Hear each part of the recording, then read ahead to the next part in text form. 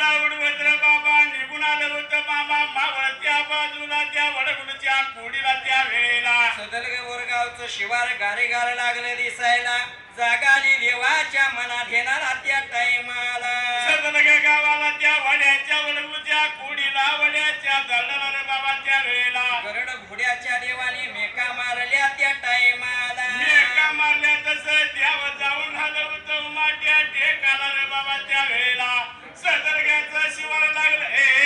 कशाला बोलायला सदरग्याचं शिवार लागले गुडजार दिसायच्या टायमाला शांत बसा ऐकून घ्या बरं काय देवाने विचार केला रे बाबा त्या वेळेला सदरग्याचं शिवार लागलं हिरवगार दिसायला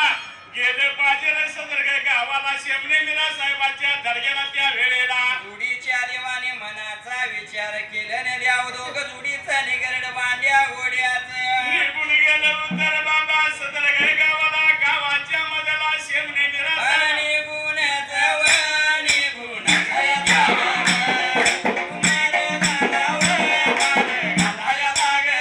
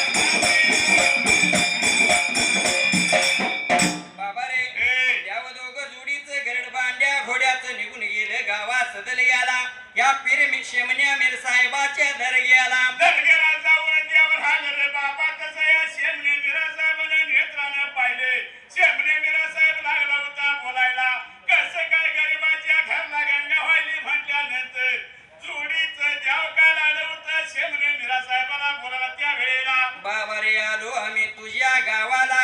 जागा आली मना धेनाला गरुड घोडा बांधण्यासाठी थोडी जागा देशील काय आम्हाला गावात सदल गेला हे शब्द ऐकता शेमणे मीरा साहेब लागला होता बोलायला बघा शेमणे मीरा साहेब काय लागला होता बोलायला वडील भांडीचा मी विचार घेणार मग तुम्हाला मी वचन देणार शेमणे मीरा साहेबाने अरे पिपळाचं पान घेतलं आणि पिपळाच्या पाण्यावर कसा लकुटा लागला होता रथणालीवाला त्या वेळेला अन शमन्या मीर साहेब शमन्या मीर साहेब पिंपळाच्या पानावर पाना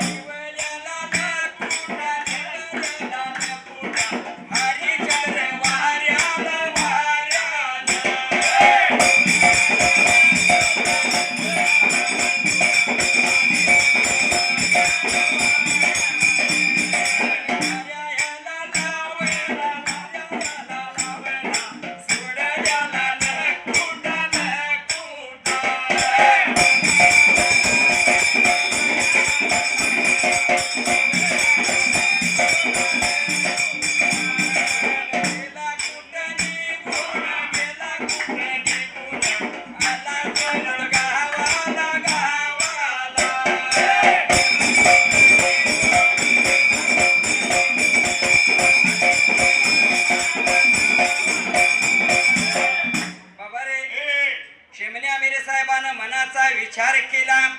पिपळाचं पान घेतलं आणि पिपळाच्या पानावर कसा कुठं लिवला रे धना सांगतोय पुरगेर बाबा त्या वेळेला. धनगरी द्याव दोघं आल्या आमच्या गावाला, जागा मागत्यात राहायला. म्हणून लागला होता लकुट्यामध्ये लिवायला, लिवल्याला लकुटा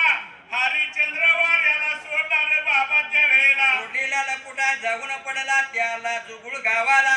मासावळ बहीण राहत होती त्या वेळेला. मासल बहिणीच्या दर्ग्याला जाऊन पडला सवळच्या पाऱ्याला. मासल बहीण अंगण लागली होती लोटायला, लकुटा लागला होता भणीला दिसायला.